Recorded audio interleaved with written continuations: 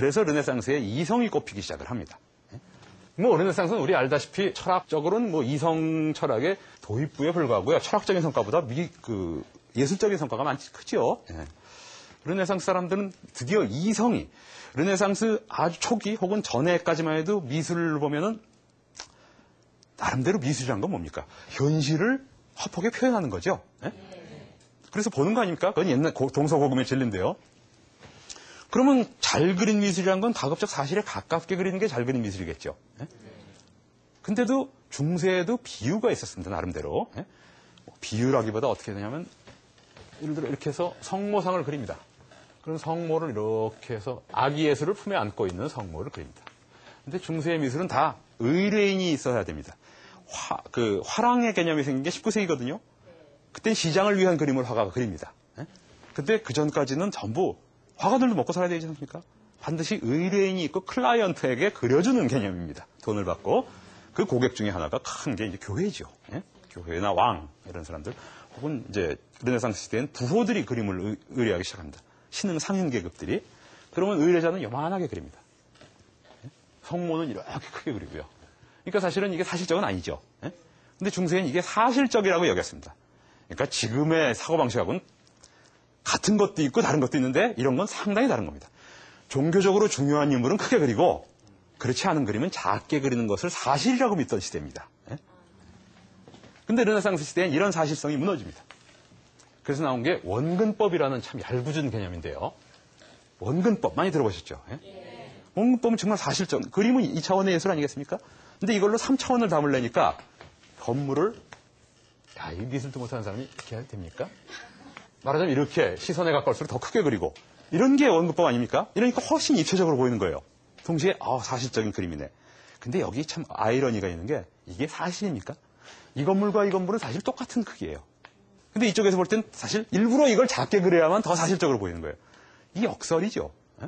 사실이면 사실 그대로를 해야 되는데 사실은 이 건물과 이 건물이 크기가 똑같은데 이거를 사실적으로 보이게 하기 위해서 얘를 작게 그리는 거예요.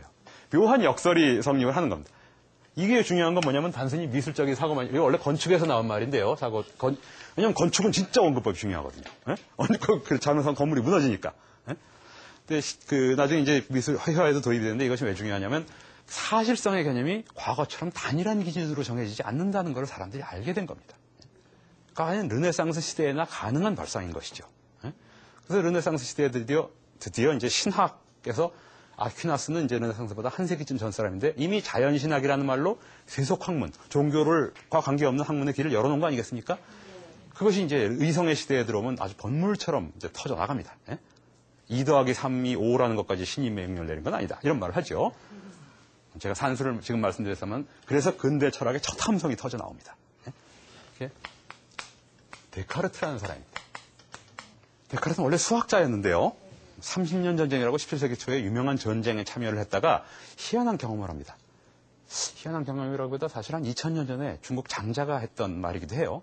장자 호전몽이라는 거 아시죠? 호전몽은 뭐냐면 나비가 된 꿈을 꿨다 보니까 내가 나비가 된 꿈을 꾼 거야? 아니면 나비가 지금 이 세상이 꿈이야? 이런 말을 하죠. 데카르트도 그런 생각을 합니다. 난로가에서 부상을 치유하던 중에 난로가에서 꾸벅꾸벅 졸다가 자기 손을 보니까 가만있어 봐. 여기서 내가 다쳐가지고 이러는 게 이게 현실이 아니라 이게 꿈이고 어젯밤 내가 감기 든 상태였거든요. 약간 환각기가 있었겠죠. 어저께 꿈꾼 게 그게 삶인지 가끔마다 이게 확실하다는 증거가 어느 게 리얼한 삶이다. 사실은 이런 생각을 전에도 했겠지만 전엔 신이 모든 것을 설명해주기 때문에 중세시대까지는 그런 고민을 더 키워갈 수가 없었어요. 근데 그런 굴레가 많이 없어진 거죠. 물론 18, 19세기까지도 사실 어떻게 보면 신학이 유럽 문명을 많이 지배를 합니다. 그렇지만 이제 르네상스를 거치면서 이제 르네상스 후기쯤 되는데 많이 약화된 거죠. 데카르트가 그런 생각을 합니다. 그래서 가서 봐.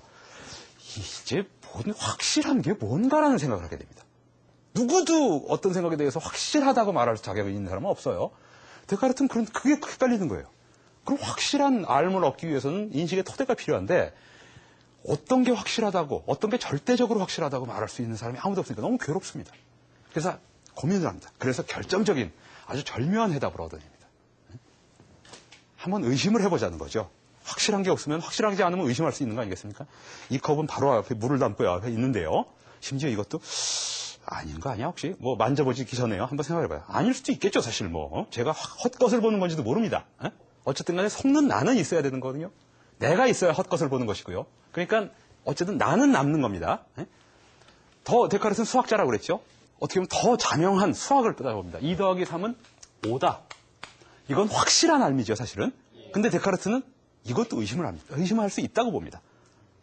이것조차도 의심을 해보자는 거예요. 아주 나를 잘 속이는 악마가 있다고 해봅시다. 수학의 악마가 있습니다. 그래서 내가 2 더하기 3을 계산할 때마다 그건 5야. 이렇게 말해주는 거예요. 사실은 5가 아닌데. 무슨 계산할 때마다 30 더하기 50, 30원에다 50원 썼으니까 얼마더라? 라고 계산하려는 순간 자기는 자기가 계산한 것 같지만 그건 80이야. 이렇게 악마가 말해주는 거예요. 사실은 50인데. 예를 들어 틀린 답이 틀렸는데 계속 누군가 말해줘. 그걸 가정을 해보자는 거예요. 이렇게 말도 안 되는 가정까지 하는 이유는 뭡니까? 그러고도 다 하고도 최종적으로 남는 뭔가가 확실한 거 아니겠느냐? 그걸 부인할 수 없는 존재. 그게 나입니다. 속는 내가 있어야 악마가 속이는 거 아니겠습니까? 그러니까 가장 확실한 것은 나만큼은 부인할 수 없겠구나. 그래서 철학사적으로 가장 유명한 명제라고 할 수가 있겠죠. 라틴어를 써볼게요. 코기토, 에르고 숨이라고 말합니다. 우리말로 말하면 나는 생각한다. 고로 나는 존재한다라는 말입니다. 이게 무슨 말이냐면 바로 아까 제가 설명드린 것처럼 생각하는 주체, 혹은 의심하는 주체, 혹은 속는 주체라고 해도 좋습니다. 좌우간 속든 의심하든 생각하든 뭔가 나의 존재만큼은 설명이 필요 없을 만큼 확실하다. 설명이 필요 없어야 절대적으로 확실한 겁니다. 그죠? 근데 왜 그렇게 말하는지 이해하시겠죠? 데카르트는 그렇게 할 수가 있는 겁니다.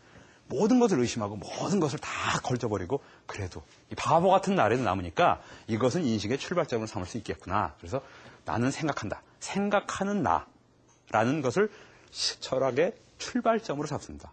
그래서 데카르트 시대 이후를 근대 철학의 시작이라고 말합니다. 이제 신이 신이 인식의 토대가 되는 것이 아니라 고대 그리스 이래 처음으로 그리스 철학 이래로. 그래서 르네상스는 고전의 부활이라고 말하지 않습니까?